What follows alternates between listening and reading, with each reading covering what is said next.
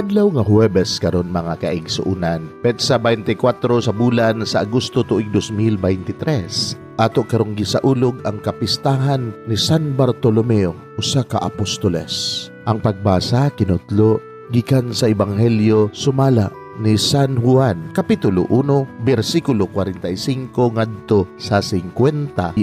Nakit-an ni Felipe si Nathaniel ug giingnan. Nakita namong ang gihisgutan ni Moises sa basahon sa balaod ug gihisgutan usab sa mga propeta. Siya mao si Jesus, ang anak ni Jose nga taga Nazaret. May maayo bagod nga gikan sa Nazaret, nangutana si Nathaniel. Dali diri og tan-awa, mitubag si Felipe. Sa pagkakita ni Jesus kang Nathaniel nga nagpadulong kaniya, miingon siya, ani ay tinuod gayud nga Israelita ug hingpit ang iyang pagkabatinod anon. Nganong nakaila ka man kanako, nangutana si Nathaniel. Si Jesus mitubag, nakita ko ikaw didto ilalom sa kahoyng igira sa wala ka patawga ni Felipe. Si Nathaniel mitubag, magtutudlo, ikaw mao ang anak sa Dios, ikaw ang hari sa Israel. Si Jesus mitubag, mituo ka ba tungod lang kay mingon ako kanimo nga nakita ko ikaw ilalom sa kahoyng igira? Makakita ka unyag mas kahibulungan paniin. Ug miingon siya kanila, sultihan ko kamo, makita ninyo ang langit nga maabli ug ang anghel sa Dios nga magsakakadaog diha sa anak sa tao. Mga igsoon ng Ebanghelyo sa Ginoo. Daygon ikaw o Kristo.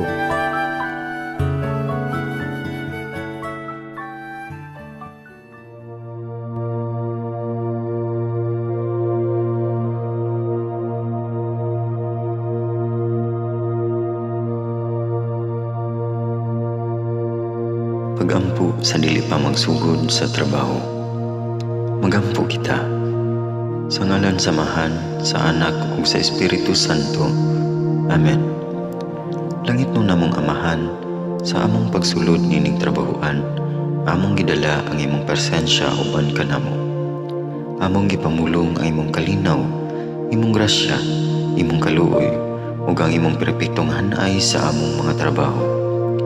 Among gipadayag ang imong gahom labaw sa tanan diha sa mga butang nga among mahimo, masulti, mahuna-unaan ug mahukman sulod nining adlaw.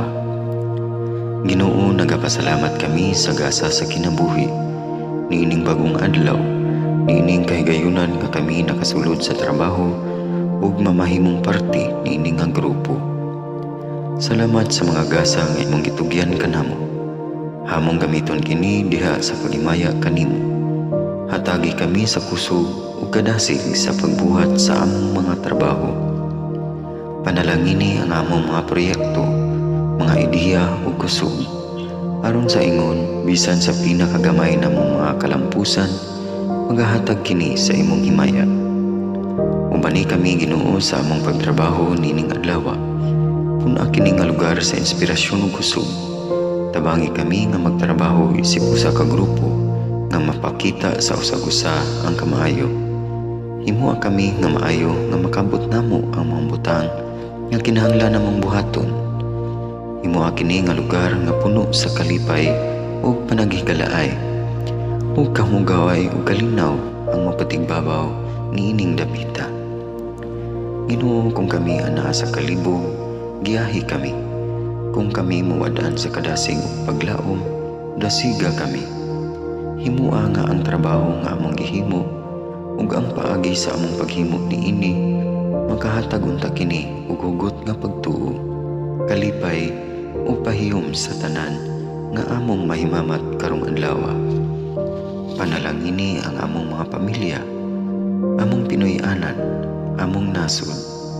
Himua nga magmatidud-anon kami sa pagtagad ug pag-amuma sa kalikupan ug sa tanang may kinabuhi diha sa pagbuhat kanamo sa pagkabot sa imong pangandoy alang sa hustisya ug kagawasan.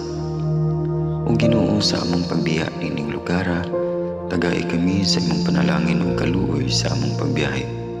Panalangini ang among mga pamilya ug Pinoy-anan nga anaunta sa mayong kahimtang sama sa among pagbiya kanila.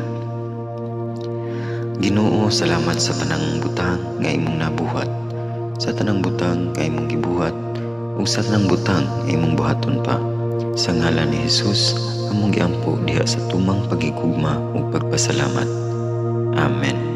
Sa ngalan sa Amahan, sa Anak ug sa Espiritu Santo. Amen.